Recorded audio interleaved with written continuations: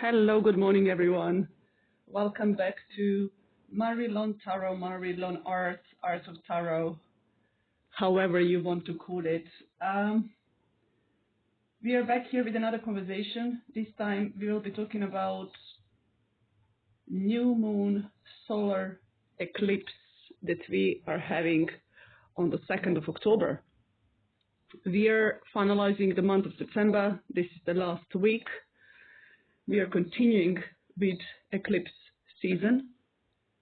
I hope that lunar eclipse was easy on you. It's very interesting what messages and what cards we have on the table. The energies seem even stronger. And because we are continuing that journey of eclipses, it sort of makes sense because there is sort of a culmination, continuation, and so on. It's interesting that we'll be having the new moon in the sign of Libra. The sun is in the sign of Libra as well. We have the Scorpio in Venus, Venus in Scorpio, which is quite significant as well. I don't have many cups on the table. Actually, I have like 0 water elements. The most dominant is fire and air, that I'm not surprised to see. Libra is all about balance, moderation, harmony, justice. The card of Libra in Tarot is the Justice card. So where do we look for certain answers? And this is that time when we are actually getting the answers. You know, there is a realization, there is a clearance, there are strong energies on the table in that sense as well. We have 3 major arcanas, but I'll start talking from the minor arcanas and the smaller energies, if I can put it that way. So we do have quite a few swords on the table, and I'll probably start with those cards. 8 of swords, 9 of swords in reverse. Libra is an air element. There is quite a lot of that mental plane, intellect conversations that are happening in our mind chatter, if you will. I don't know if you can see Zen, he's just coming here. It's almost food time, so the cat's a little bit of patience, but I'll do this one very quickly already. So there is certain theme of a breakthrough in a way of thinking, removing aside self-limiting beliefs and allowing yourself to be free in your mind. With the 8 of swords, we have this theme of self-sabotage. When we are aware of the stories that we create in our mind and how they affect our action, we can easily change that. I always like to say the realization and awareness is probably the hardest part. Once we have that, it's easier to take certain steps and change those circumstances that are happening in our mind.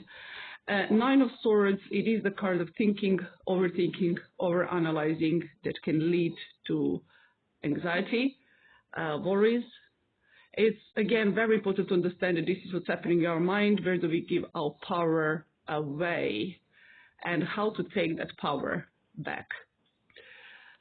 Both of these cards came up in a reverse, which talks about realization, what's happening, and awareness, as I said. So we are able to take certain steps and change what's happening in our minds and change that story, right?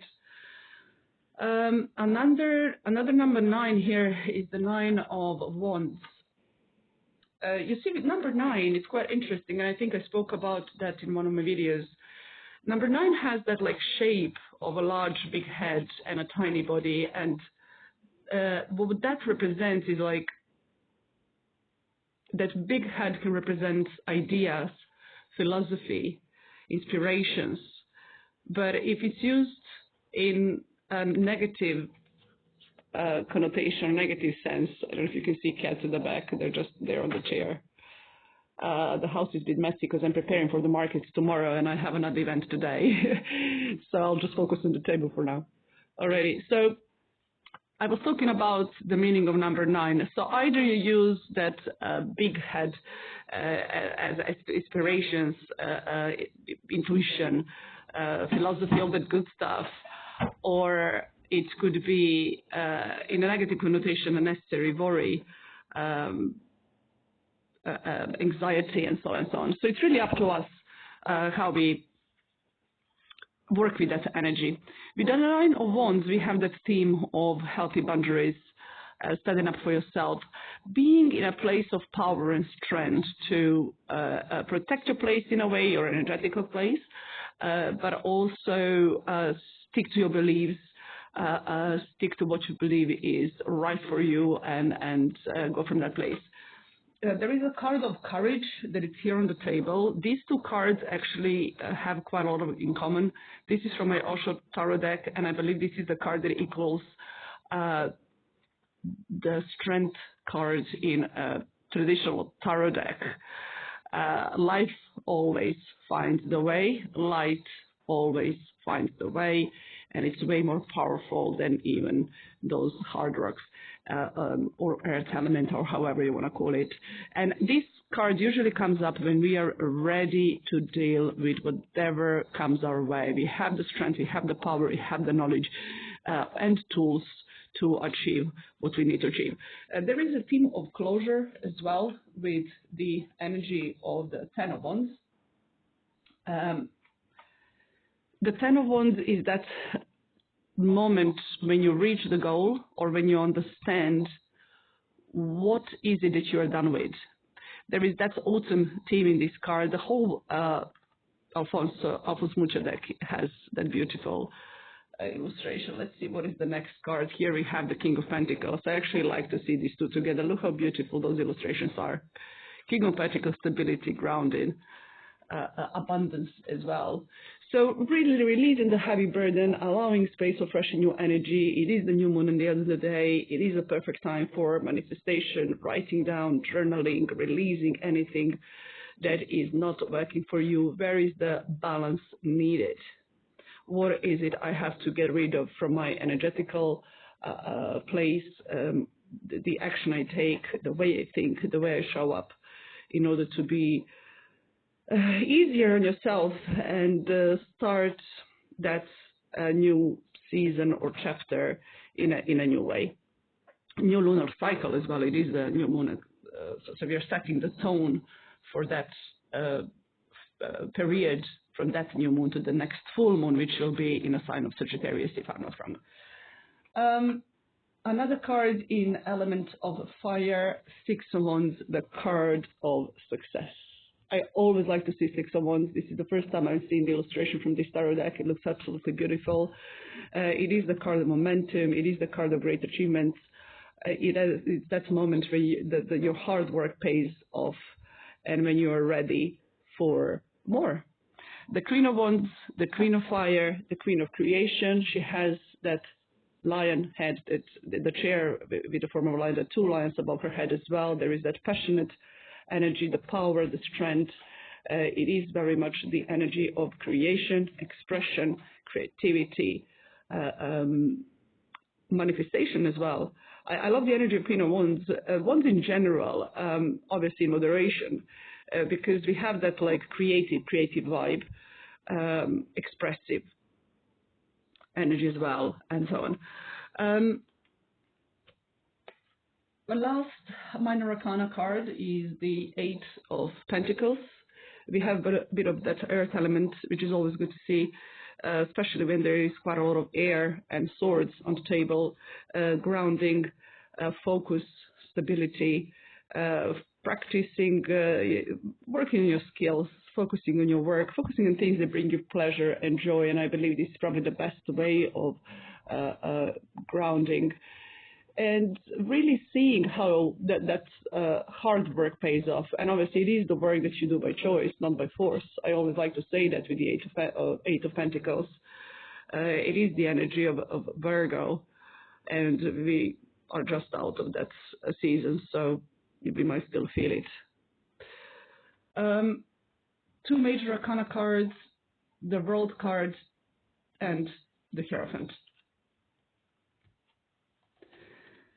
or the High Priest. The High Priest is that connection between physical, practical, and spiritual. in a healthy way, structure, organization, support, either you having the support that you need for yourself or you being that for others.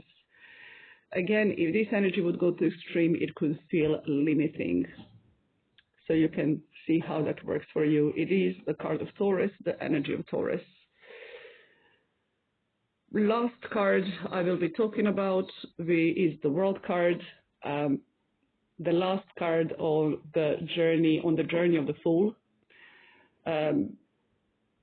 Completing the cycle, being on the top of your game, being proud of yourself, how far you came, the person you became, the decisions you made, and being ready for the next chapter, being ready for the next leap of faith, representing the Fool, because obviously the next card that will come after the World card is the Fool. That figure in the middle represents authenticity, being true to yourself, achievements. We have those different elements around the bull representing the strength, well, it's more like that earth element, balancing, grounding. And then we have the Leo, which is that strength, fire element. And then the falcon or the dragon on the top represents the vision. What is it next that I would like to create for myself, and so on. So beautiful combination of major arcana cards on the table. I would probably put those three together. Even though we are working with like new energies and a new cycle, we have strong cards on the table, like major arcana cards and strong messages. I'm wishing you happy new moon. I hope you enjoyed the Libra season and getting ready for the end of October, where we have beautiful passage between two worlds, right? That veil between physical and spiritual is the thinnest. And it's very easy to work with energies. I had some beautiful events last week and the week before, beautiful conversations. I will be back to Brooklyn Market this weekend. I have the Last Tuesday Society on Tuesday for those who are in London and who would like to have a reading. You can book the reading via their website.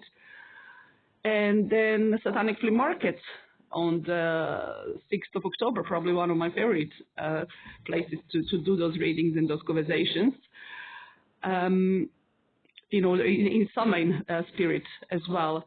So think about what is it that you're done with, what are the energies that you would like to release, and what is it, where would you like to make more space for new stuff to come in, and what is that you would like to create next for yourself. As I said again, we are in a period of eclipses, ready or not, the changes are happening, and with the strong Scorpio energy, with the Venus Scorpio, you will be very clear about what you want for yourself and what you're done with.